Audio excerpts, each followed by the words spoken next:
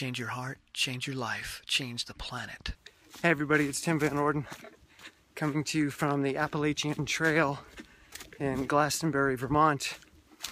And I'm out for a run on a very hot, humid day by Vermont standards. It's 92 degrees in the probably 70 to 80% humidity range. And most people in town are really freaked out by the weather. It's breaking records for the date. And I know some of you live in places where 92 degrees and high humidity is no big deal. That's just normal, but it's relative when it comes to human experience. If you don't experience humidity levels like this when they do show up, or heat levels like this, it's a real shock to the system. So everybody back in town is like, oh my God, I'm dying, I can't breathe, you can't run in that.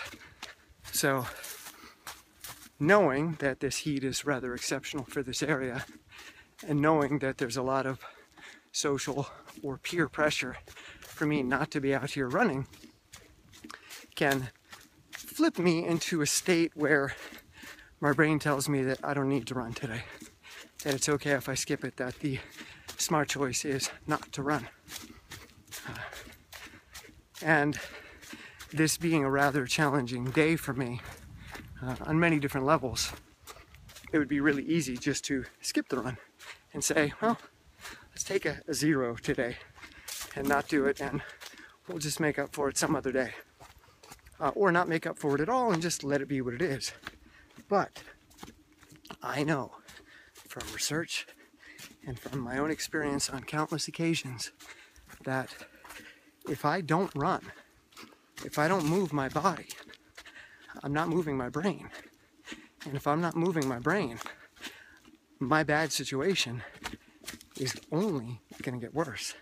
There's zero chance that it's going to improve unless there's some form of outside miracle or influence that's quite dramatic, that changes my state, changes my situation. And that is highly unlikely, so I don't count on that. So instead, what I do count on is that moving my body is going to move my brain.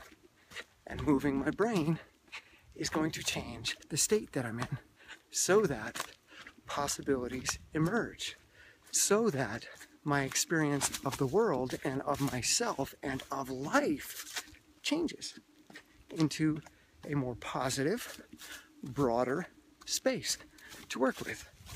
So, I know for most people,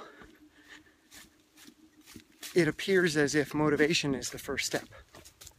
That you need to be motivated in order to exercise, in order to run, in order to do something that you don't want to. Like, find the motivation, watch the YouTube video, listen to the music, get excited, read some inspirational quote on Instagram, and then get out there and do it with the Rocky soundtrack blasting in your ears.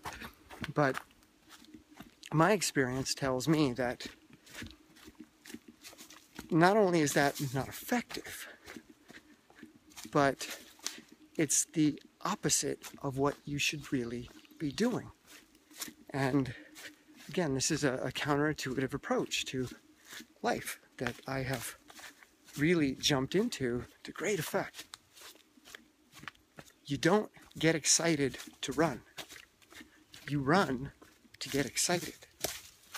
So my goal today is not to run. My goal today is to get excited. And running is the way that I do that.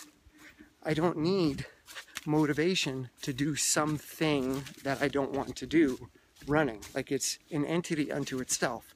There is something called a run. It's on a to-do list. It's on a training plan, and I need to cross it off the list. I got my run done. It becomes a noun. So it's something that you move towards. It's a goal unto itself. But for me, it's not the goal.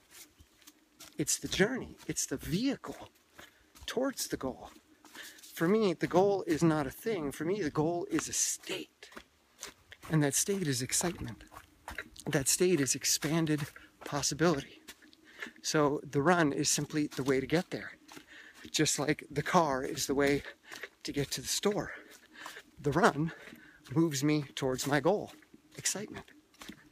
So on a day where I'm really challenged, where I'm overwhelmed, where I'm in the midst of a depression and I can't see possibility, I can't see solutions, I can't see alternative viewpoints, I can't see a way through what I'm experiencing, I'll often ask myself, tell me one thing that you're excited about today.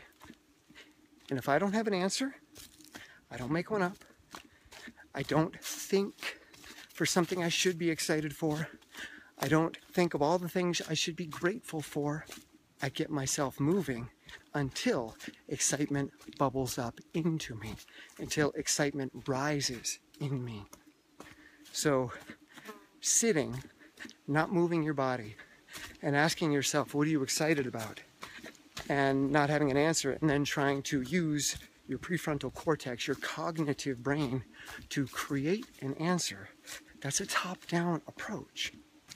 And it's going to be done in an abstract workspace, the brain. But when you move your body, and in the process of moving your body, you change your physiology and you change your biochemistry. Now your brain is bathed in a different set of chemicals, and different genes are being expressed. And the same genes that have been expressed are now being expressed in different ways, and they're responding to different chemicals that they weren't responding to before. Well, when that happens, excitement is a bottom-up thing, not a top-down thing. So you're not coming up with something to be excited about. You're letting excitement come up within you. You're letting excitement manufacture itself within you. And that's pure. That's natural. It's like laughter that arises spontaneously in you. You can't create that. You can't fake that. So the goal then is to move your body until excitement shows up within you, until it bubbles up within you from the bottom up. And then you're full. You're filling all the way up until it finally reaches your consciousness, and then it emerges like a spring. And you're like, oh, yeah! But you're full in that moment. Whereas a top-down approach, it's a very thin veneer. It's a tiny icing on a crap cake. The cake is pretending that it's made of something else, but it's made of crap, and it's just got a veneer of positive icing. Whereas the bottom-up approach, it's delicious all the way through until you're finally aware what that cake is made of. And that's what running does to me. Running fills me up, fills me up, fills me up until suddenly I'm conscious of how big and amazing the world is, and of what experiences are possible for me in it. So I'm going to challenge you right now. Ask yourself what you're excited about. And if you don't have an immediate answer, if you don't have a genuine answer, if you have to think about it, get out and move your body until excitement shows up. And don't stop until it does. You're not moving your body to burn calories. You're not moving your body to lose weight. You're not moving your body to cross it off a list. You're moving your body as a way to experience yourself in a new light. Experiencing yourself full of possibility, rather than trying to find possibility out there in the world somewhere and not really believing that it's true. All right, so that's the challenge. Move and fill yourself. All right, I love you guys. See ya.